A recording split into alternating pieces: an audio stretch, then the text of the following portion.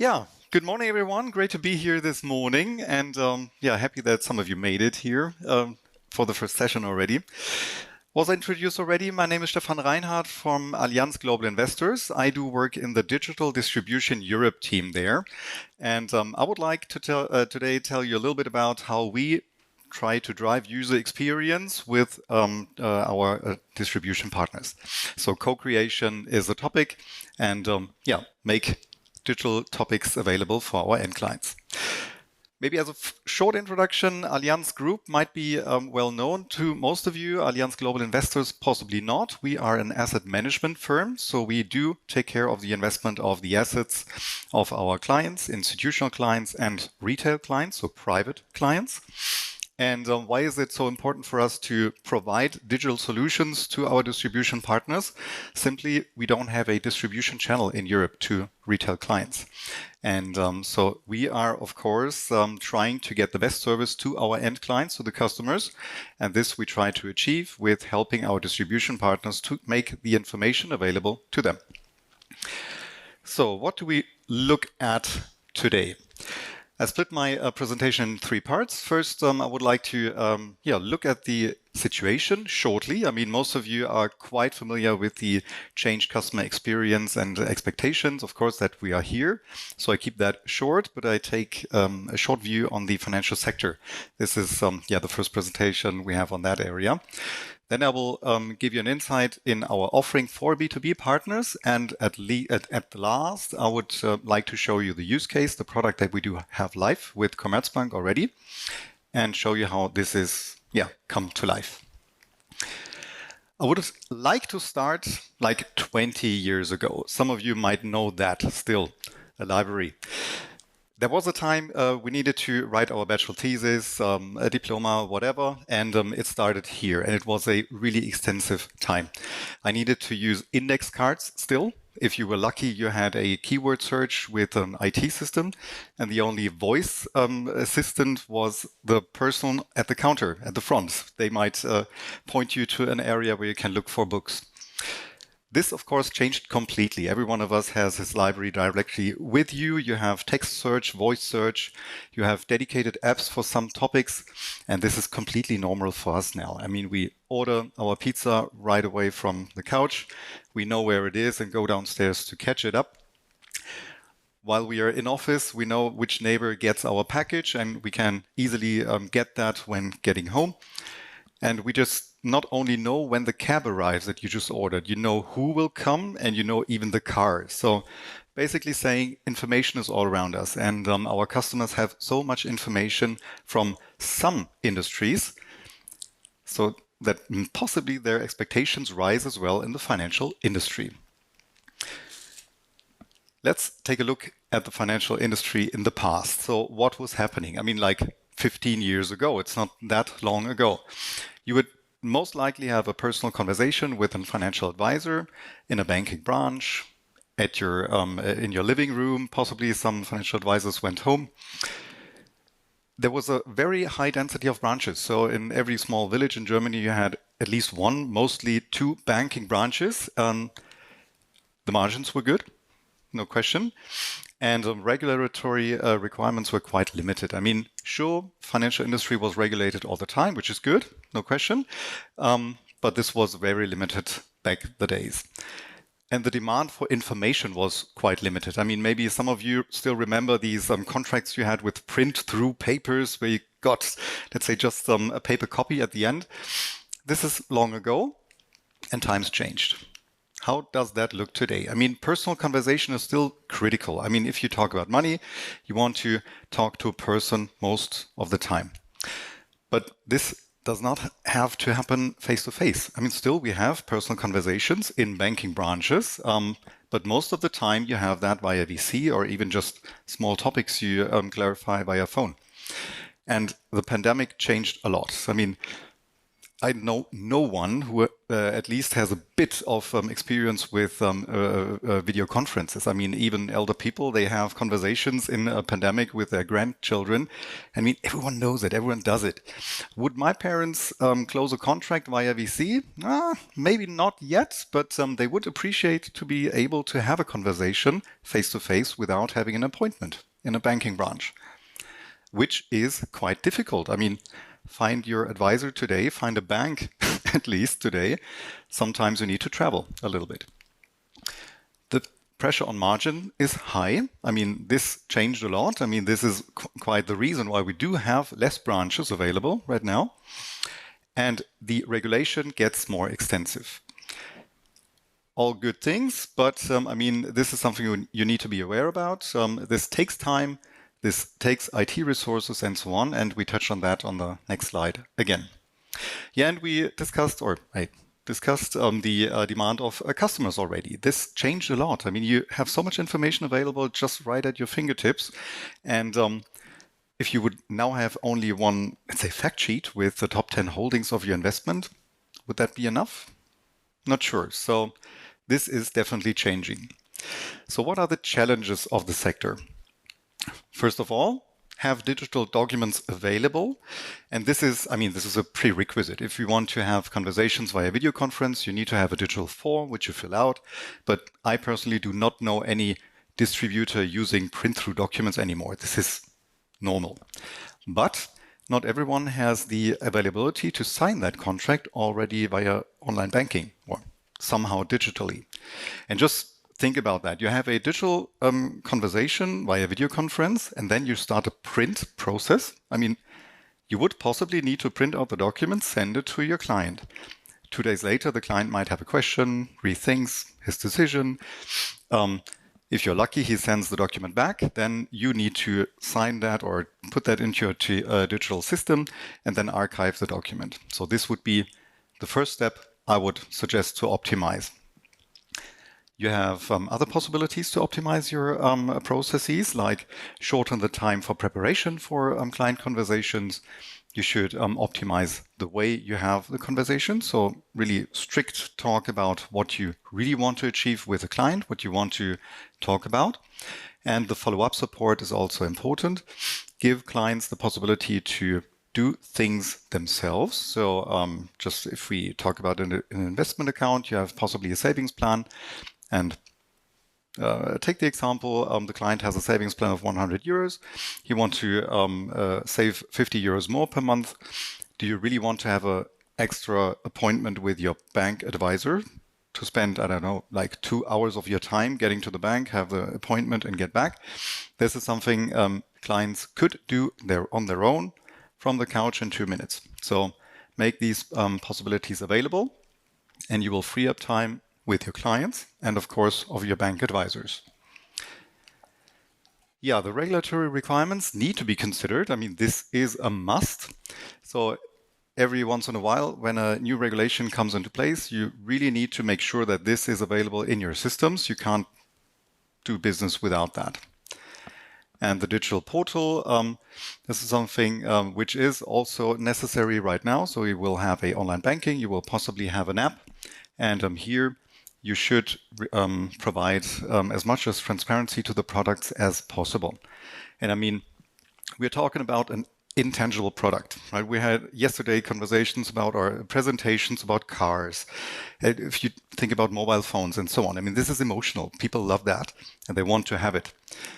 Financial products is something you kind of need to do. This is nothing people really like to do. So make it interesting, make it tangible a little bit with nice stories and so on. This is our idea. I mean, this is why we're here, right? Customer experience should be enhanced.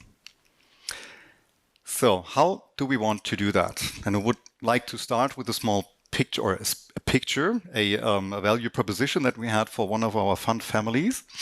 Think about a person with a chauffeur driver. The proposition was you have one investment which fits for all your needs. It's a basic investment and was a multi-asset product which invests in equity, fixed income, and like all the other possibilities to invest. and we would take care of everything else. So you invest, and we take care that you reach your financial goals. If you use that picture once more, the bank advisor would be the person with a direct client contact. So he would be the driver with a connection to the client and taking care that the client reaches his goal. And you could think of our tools of some little helpers for the driver. So like the navigation system could be the calculator to calculate how much assets does the client need to set aside to reach his goal. We have a sensors brake assistant. If we see a market crash, we change the way the money is invested. And not to forget the board entertainment system, like reporting and storylines that we provide. So, and how can we now implement that? I did split that into 3 parts. Basically saying, I mean, everyone should enforce what he's good at. We should not try to do everything. At least this is the decision we came to. So things that we can do, we want to do ourselves. Things that we are not perfect at, like, let's say some IT stuff, UX design and stuff like that. This is not our case. There we have partners. And build on that, we have created a modular solution, a framework, if you like to say so, how you can set up a digital tool. Starting with analysis and calculations, and this is more or less the bread and butter business of Allianz Global Investors. We are constantly analyzing the current market situation. We're realigning the asset classes depending to that. So our expectations are used to then, let's say, shift up the fixed income portion. We shift down equity if we see there is a crash coming. We have, of course, we do manage investment solutions, and we have the daily fund allocation overview all day. Of course, this is our business. This is a core that we do. And what we also do is preparing market commentaries, stories around the products, what is interesting in the portfolios, what do we see with regards to trends and stuff. Also, we do have an own department called Risk Lab. They were providing, since more than 10 years, specialized solutions for institutional investors. Institutional investors have very clear ideas how they want to invest their money. I mean, they have restrictions with regard to volatility of their investments. They have restriction on equity portions and so on. So therefore, to serve these clients as best as possible, we needed to implement some really good calculation systems. So we did have that, but they sat with us internally, of course. I mean, who wants to share knowledge without getting anything back? So this was our starting point, that we had a lot of calculators available, calculating back and forth. And now the important thing was to make these available. So we thought about a modular setup. So you have single modules that you can use, and you put these to the outer world. We built a system infrastructure with APIs, so exchange modules with a, let's say, clear, standardized structure. And let's just use that example. A customer could send a specialized request to our API structure, to the interface. We would collect the data from various data sources internally, and then just provide that to the API, and the customer would load it. The next thing is how to display that on the web portal. So how would the user, like the bank advisor or the client, get this data available? The design of the web portal, I mentioned that already, is not our core. I mean, this is nothing that we are good at. This is nothing that we do ourselves. In a client project, of course, we can do that in combination with a partner to design a web portal, or even just the widget, which is then integrated into the infrastructure of the clients. But most of the time, clients do work together with an IT provider, and they have someone who builds everything matching their corporate design. The integration into the sales partner system is quite important. I mean, you don't want to have the drop and jump just to another site. This would be possible in some cases, but most likely the customer experience is better if you have everything in one system. And yeah, just use that example of that calculator. This data is catched via our API. Then it is imported into the database of our partner. In that example, it's the Commerzbank MoneyMate already, but we dig into that a bit later. And they store everything on their end. With the very big advantage, you don't have any latency, so the calculator is reacting directly. It's also possible, of course, to send an API call to us, but then, I mean, it's digital, it's fast, but if you sit in front of a system and it takes like 5 seconds, somebody might get nervous. Me, myself, I get nervous if it's not reacting directly. So in that case, if possible, we store everything locally with the banking partner, and you have the best experience on their end. So what can we choose from? The digital investment engine, our modular setup, has 5 modules. First of all, we have portfolio analytics. This is a possibility to analyze an existing portfolio. Just think of a client, he has some investment funds in it, maybe some dedicated equities like Apple, Mercedes, and so on. And this is analyzed from our end. You could have let's say, a home bias. Some people only buy German equities. This is possibly a problem. And we would analyze that and give back our opinion on that portfolio structure. Then we have that simulation. The simulation is based on our experience and the expectations of the further developments of the markets. So this is not only a value like 3% per year if you invest in a moderate risk portfolio. This is really the expectations that we do have based on our expectations of interest rate changes, of the change of the industry in total. So this is like what we expect in the future. Then we have the allocation engine. This would be the suggestion of the, so to say, next best action. If you have analyzed the portfolio, you want to know, okay, that's good, but what should I do now? With the allocation engine, our distribution partner could easily pick the best investment, let it be an investment fund, from his buy list. So just think about a portfolio which is, let's say, biased completely to Europe. The investor only has European equities and fixed income and so on, but maybe you want to invest a little bit more in US or international equities. And then our engine would say, okay, take off your portfolios, I don't know, like 10% of the Europe equities, sell that and buy the other fund which invests in US equities. We have the content engine, and this is very crucial. I mean, content is a thing very close to my heart, to be honest. It is really important to bring information across about that information, about the investment product that you have. Otherwise, this is just another Europe equity fund, so to say. So we provide our market outlook. We provide product reviews, product information. And this is something not everyone can create. So let's think about a bank that we work with or an investment advisor.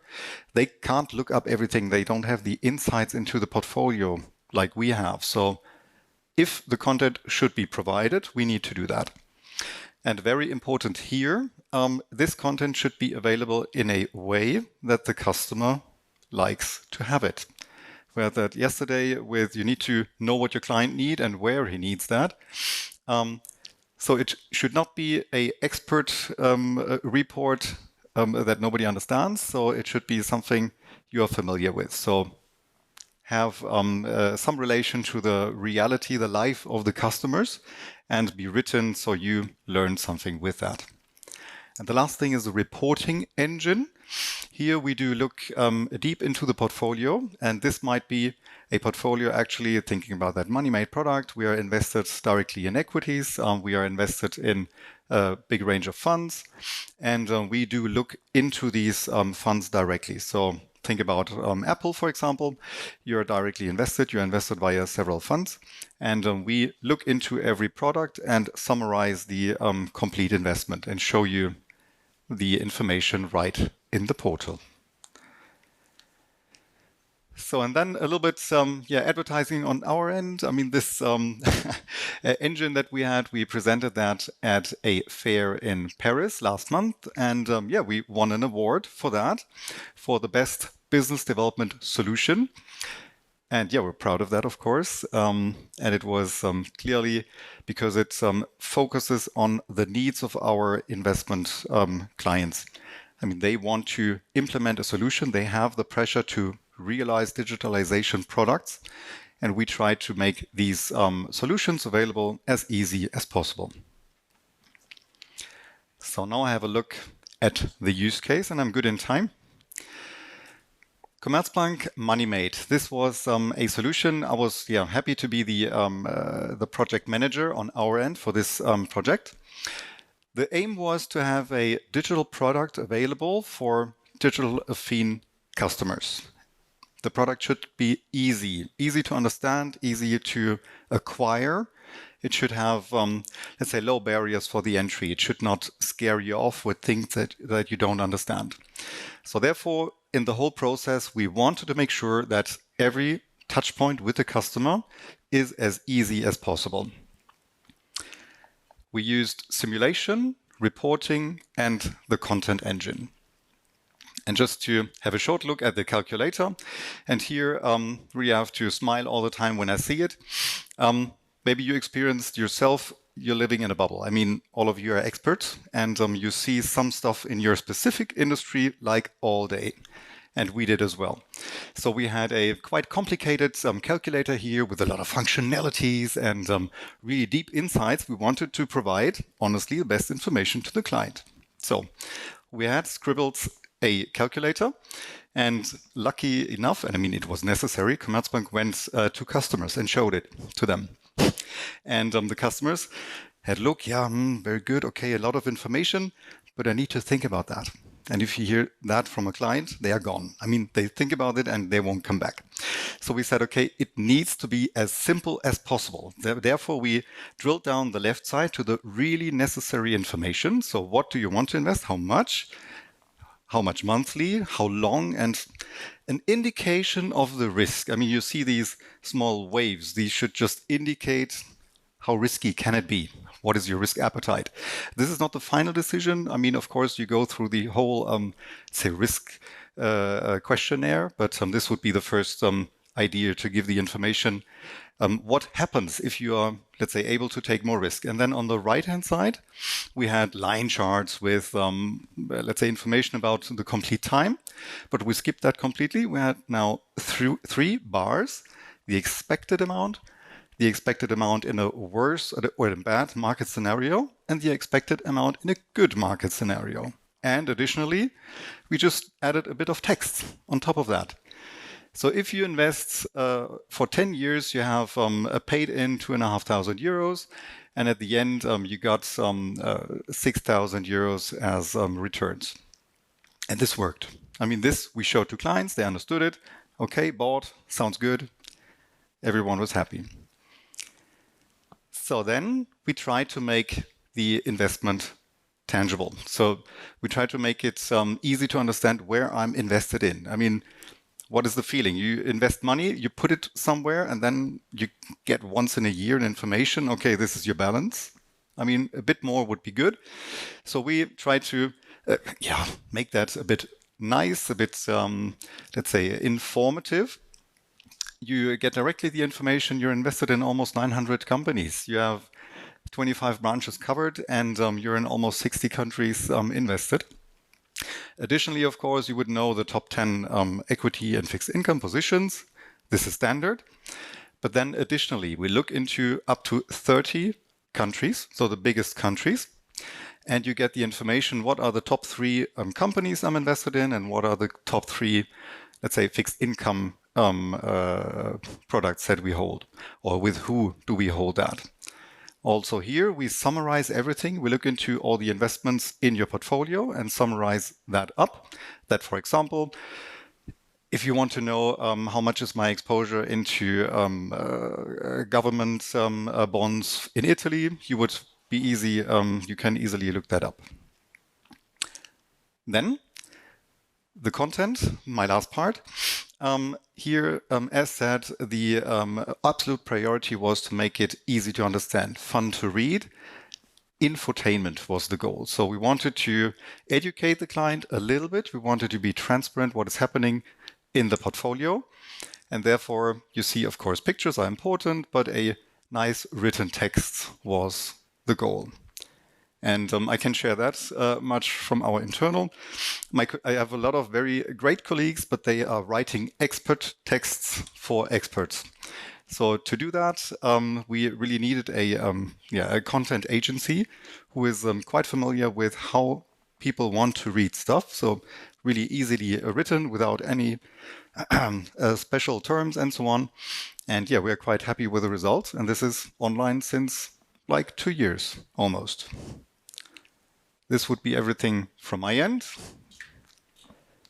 And yeah, looking forward to the questions, I guess, later. I mean, I would be happy to take 1 or 2 questions already, but... Well, first of all, thank you and a big applause. Thank you.